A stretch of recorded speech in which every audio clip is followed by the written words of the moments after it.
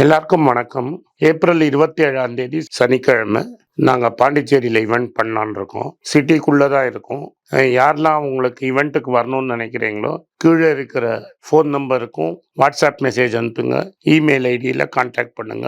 இன்னும் ஒரு வாரத்துல எங்க ஈவென்ட்டுங்கிறத கிளியரா சொல்றோம். வணக்கம், good morning, happy morning, wonderful morning. இன்றைக்கி உங்கள்கிட்ட எனக்கு பர்சனலாக ரொம்ப இம்பார்ட்டண்ட்டாக பேசணும்னு நினச்சதை பற்றி பேசினேன். இதை நேற்று ரெக்கார்ட் பண்ணேன். நேற்று ரிட்டையர் ஆகிட்டார்.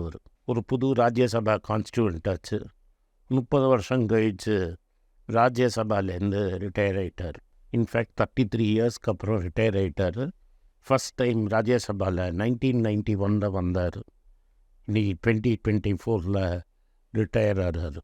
லாங்கஸ்ட் சர்விங் இந்தியன் பார்லிமெண்டேரியன் இப்போதைக்கு அவர். இதோட ஒரு எண்ட் ஆஃப் அன் ஈரா அப்படிங்கிறத நம்ம சொல்லணும். இண்டிபெண்டன்ஸுக்கு முன்னாடி பிறந்த இந்தியன் லீடர்ஷிப் இதோட முடிஞ்சுது. இனிமேல் வரப்போகிறவங்க எல்லாருமே போஸ்ட் இண்டிபெண்ட் இந்தியா. பல பேர் பல விஷயங்களுக்கு அவரை பாராட்டினாங்க. நான் பேசுகிறது மன்மோகன் சிங்கை பற்றி.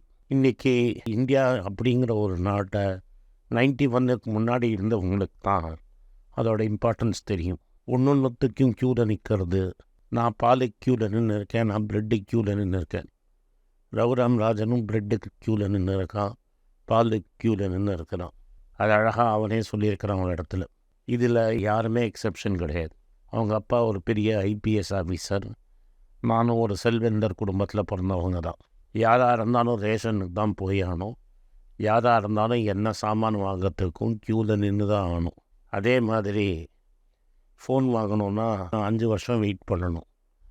5 வருஷம் வெயிட் பண்ணால் தான் உங்களுக்கு ஒரு ஃபோன் கிடைக்கும். இன்றைக்கி மாதிரி நீங்கள் ஒரு கடைக்கு போய் உட்காந்து ஃபோன் உடனே வாங்கி அடுத்த நிமிஷம் சிம் கார்டை போட்டு உடனே பேச ஆரம்பிக்க முடியாது. இன்றைக்கி உங்களுக்கு வேலை இல்லைங்கிற ப்ராப்ளம் கிடையாது. நீங்கள் படிச்சிருந்தீங்கன்னா, ஒரு அளவு ஆங்கிலம் தெரியும்னா 20,000 ரூபாய்க்காவது சம்பளத்துக்கு வேலை கிடச்சிடும். வேலை கிடைக்காதவங்க அன்ஸ்கில்டு ஒர்க்கர்ஸ். அது சொசைட்டியை அவங்கள கவுத்துருச்சு. அவங்கள சரியாக படிக்க வைக்கலை. அவங்களுக்கு வேணுங்கிற ஸ்கில்லை சொசைட்டி அவங்களுக்கு கொடுக்கல. அது நாஸ்காம் சொன்ன மாதிரி இன்ஜினியரிங் பாஸ் பண்ணவங்களுக்கு ஏபிசிடி கூட சரியாக சொல்ல தரலங்கும் போது நீங்கள் வேலை வாய்ப்புங்கிறது ரொம்ப கஷ்டம். நீங்கள் கரெக்டாக படித்து ஓரளவில் இங்கிலீஷ் தெரிஞ்சிருந்ததுன்னா இன்றைக்கி வேலை கிடைக்கிறதுங்கிறது ரொம்ப சிம்பிள்.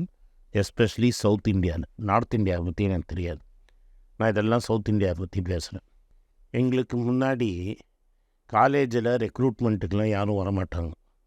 ரெக்ரூட்மெண்ட்லாம் கிடையாது. இன்றைக்கி பிகாம் படித்தாலே 40,000-50,000 ரூபா சம்பளத்துக்கு போயிட்டு வந்தாங்க. காலத்தில் சிஏ பாஸ் பண்ணவனுக்கு கூட 9,000 ரூபா 10,000 ரூபா சம்பளம். இன்றைக்கி இதுதான் உண்மை. அது மாதிரி சில சாஃப்ட்வேருங்கிறதே இந்தியாவில் கிடையாது. 93 தான் இன்ஃபோசிஸ் ஆரம்பிக்குது. இந்தியாவில் சாஃப்ட்வேர் இருந்தது. டிசிஎஸ்னு ஒரு கம்பெனி இருந்தது. மெயினாக வெளிநாட்டுக்கு அவங்க சாஃப்ட்வேர் ரெடி பண்ணுவாங்க. டிசிஎஸ் எப்படி ஆரம்பிச்சதுன்னு இன்னொரு நாளைக்கு இன்னொரு கதை சொல்கிறேன். பட் அந்த டிசிஎஸ் விட்டுட்டிங்கன்னா பெரிய சாஃப்ட்வேர் கம்பெனிலாம் கிடையாது. ஹார்ட்வேர்லாம் நீங்கள் இம்போர்ட்டே பண்ண முடியாது. இப்போ நான் உங்களுக்கு சொல்கிற பல புஸ்தகங்களை நீங்கள் வாங்க முடியாது. புஸ்தகங்களை வாங்கிறதுக்கு டாலர் இந்தியாவிலேருந்து அனுப்ப முடியாது. இதுதான் நிலைமை. இதை கம்ப்ளீட்டாக இன்றைக்கி மாற்றி இந்தியாவில் 1 கோடி பேருக்கு மேலே சாஃப்ட்வேர்னால் பிழைக்கிறாங்க டைரெக்டாக. ஒரு 10 கோடி பேர் அதை நம்பி பிழைக்கிறாங்க. ரியல் எஸ்டேட்டு, மற்ற சர்வீசஸ்ஸு அதெல்லாம் தனியாக சேர்த்திங்கன்னா தான் 10 கோடி பேருக்கு மேலே இந்த சாஃப்ட்வேர் இண்டஸ்ட்ரினால் பிழைக்கிறாங்க. பல குடும்பத்தின் தலையெழுத்தே இந்த சாஃப்ட்வேர்னால் மாறிடுச்சு. நார்மலாக மற்ற ஊர்லலாம் அக்ரிகல்ச்சர்லேருந்து மேனுஃபேக்சரிங் போகும், மேனுஃபேக்சரிங்லேருந்து சர்வீசஸ் போகும். என்னோடய கம்யூனிஸ்ட் ஃப்ரெண்ட்ஸ் அண்ட் சேப்பிள் சட்டை போடுறவங்க பண்ண தகராறுனால லேபர் லாஸை மாற்ற முடியல. லேபர் லாஸை அவரை மாற்ற விட்டுருந்தா இந்தியா மேனுஃபேக்சரிங் சூப்பர் பவராக இருந்திருக்கும். இன்றைக்கி வரைக்கும் நம்மளோட லேபர் லாஸை நம்மளால் மாற்ற முடியல. ஸோ இதை பைபாஸ் பண்ணுறதுக்காக ரொம்ப இன்டெலிஜென்ட்டாக அவர் சர்வீசஸ் அஸ் அன் இண்டஸ்ட்ரி ஆரம்பித்தார். அதில் தான் வந்தது இந்த டெலிகாம் ரெவல்யூஷன். அப்போ தான் சாம் பிட்ரோடா வந்து டெலிகம்யூனிகேஷன் ரெவல்யூஷனை திறந்து விட்டுருந்தார். ஸோ அந்த டெலிகம்யூனிகேஷன் ரெவல்யூஷனும் சாஃப்ட்வேர்லையும் சேர்த்து இந்தியாவை ஒரு உலக சூப்பர் பவராக மாற்றிடுச்சு. இன்றைக்கி மைக்ரோசாஃப்டோட எம்டி ஒரு இந்தியன், மணிப்பாரில் படித்தவர். சுந்தர் பிச்சைங்கிறவர் ஐஐடியில் படித்த ஒரு இந்தியன் கூகுள் தலைவர். அடோப்போட தலைவர் சாந்தனு நாராயணனும் ஒரு இந்தியன். ஸோ இது மாதிரி பல இந்தியர்கள் குளோபல் சாஃப்ட்வேர் கம்பெனிஸ்க்கு ஹெட்டாக இருக்காங்க. இது வந்து தனி மனித செயல்தான். ஏன்னா இந்தியாவை கிக்கிங் அண்ட் ஸ்க்ரீமிங்காக இந்த மாடர்ன் ஈராக்கு அவர் கொண்டு வந்தார். இன்றைக்கி எல்லோரும் வேணால் இல்லை இது யார் வேணால் பண்ணியிருக்கலாம் அப்படின்னு பேசியிருந்தாலும் அன்றைக்கி எவ்வளோ அப்போசிஷன் இருந்ததுன்னு ஒரு 24 வயசு பையனை நான் கண்ணோட பார்த்தது. என்னோடய பர்சனல் லைஃப்லேயே ஒரு இன்ஜினியரிங் படித்தவன், கம்ப்யூட்டர் சயின்ஸ் படித்தவன் வெளிநாட்டுக்கு போகாமல் இந்தியாவிலேயே பிஸ்னஸ் பண்ண ஆரம்பித்து எக்கனாமிக்ஸ் தான் எல்லாம் கற்றுக்கிறதுக்காக படித்த எலக்ட்ரானிக்ஸையும் கம்ப்யூட்டர் சயின்ஸையும் விட்டுட்டு எக்கனாமிக்ஸுக்கு கம்ப்ளீட்டாக என் லைஃப்பை மாற்றிக்கிட்டேன். நான் ஒரு ப்ரொஃபஷனல் எக்கனாமிஸ்ட் இல்லை, நான் ஒரு ஆடிட்டரும் கிடையாது. நான் எல்லோரும் கன்ஃபியூஸ் பண்ணிக்கிறது நான் ஒரு எக்கனாமிஸ்ட்டு ஒரு ஆடிட்டர். இதை நானாக படித்து கற்றுக்கிட்டேன். அஃப்கோர்ஸ் என் குடும்பத்தில் என் முன்னோர்கள் பல பேர் ஆடிட்டர்கள். பட் ஆடிட்டுக்கும் ஃபைனான்ஸுக்கும் சம்மந்தமே கிடையாது. அதுக்கு எக்கனாமிக்ஸ் தெரியணும். நான் எக்கனாமிக்ஸ் கற்றுன்றதே இந்த மனுஷனால தான். முதல்ல பேசின ஸ்பீச்சில் அவர் ஒரு வார்த்தையோட முடித்தார். ஹன்ச்பேக் ஆஃப் நாட்டர் டேம் அப்படின்னு விக்டர் ஹியூகோவோட புஸ்தகம் ஒன்று இருந்தது. அந்த விக்டர் ஹியூகோவோட புஸ்தகத்தில் ஒரு வரும், nobody can stop an idea whose time has come. ஒரு நேரம் வந்த ஐடியாவை யாராலையும் நிறுத்த முடியாதுன்னு. Nobody can stop an idea whose time has come. May I present to this august house that India take her rightful place in the Committee of World Nations is one such ஐடியான்னு சொல்லி முடித்தார். அதாவது India வல்லரசு ஆகும்ங்கிறது ஒரு idea. அந்த ஐடியாவோட time வந்துருச்சு, யாராலையும் நிறுத்த முடியாது, நம்ம போய் பண்ணுவோம்னு ஆரம்பிச்சது தான் இன்றைக்கி இந்தியாவை ஒரு சூப்பர் பவர் ஆக்கிடுச்சு. இன்றைக்கி யாரெல்லாமோ விஷ்ணுகுருன்னு சொல்லி மாலையை வாங்கி போட்டுக்கணும்னு நினைக்கிறாங்க. இன்றைக்கி மாருதி சுசுகி வந்து 3 கோடி காரு 35 வருஷத்தில் பண்ணிடுச்சுன்னு மேலே தட்டிக்குது.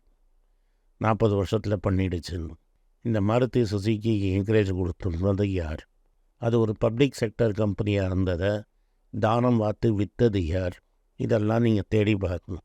இந்தியாவில் 70 வருஷமாக அவர் இருந்த கட்சி என்ன பண்ணிதுன்னு கேட்டதுக்கு மாருதியே ஒரு எக்ஸாம்பிள். பல இன்றைக்கி சாஃப்ட்வேர் கம்பெனிஸ் இவ்வளோ குமிச்சிருக்குங்கிறதும் ஒரு எக்ஸாம்பிள். அவரை கேட்டும்போது கரப்ஷன்னு பேசினாங்க. அவர் இப்போ இறங்கி 10 வருஷம் முடிஞ்சிருச்சு. இது வரைக்கும் அவர் மேலே ஒரு கேஸ் போட முடியல, ஒரு எஃப்ஐஆர் போட முடியல. கண்டவங்கள நீங்கள் இடி சிபிஐ எல்லாம் பிடிச்சி அரெஸ்ட் பண்ணி ஒரு கேஸ் போட முடியல. இவரை போய் பிடிச்சி உள்ள தள்ளுறதுக்கு கூட ஒரு கேஸ் பிடிக்க முடியல உங்களால்.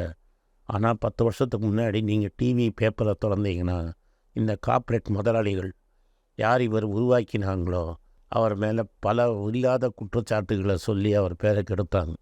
அஃப்கோர்ஸ் மக்கள் அதை நம்பினாங்க. காமராஜே தோக்கடித்த ஊர் தானே இது. கடைசி ப்ரெஸ் கான்ஃபரன்ஸில் அவரை தாக்கிடும்போது அவர் சொன்னார், history will be kinder to me than this மீடியான்னு. வரலாறு என்னை பற்றி ஒழுங்காக எழுதுவோம், இன்றைக்கி இருக்கிற மீடியாவை விட்டுடுங்கன்னு. அவர் சொன்ன ஹிஸ்ட்ரி, நினச்ச ஹிஸ்ட்ரி பல வருஷங்கள் கழித்து வரும்னு அவரே எதிர்பார்த்துருக்க மாட்டார். அவர் லைஃப் டைம்லேயே இது மாதிரி நடக்கும்னு. இன்றைக்கி நாடு அவரை மாதிரி ஆட்களை தேடும்னு. இதுதான் வாழ்க்கை.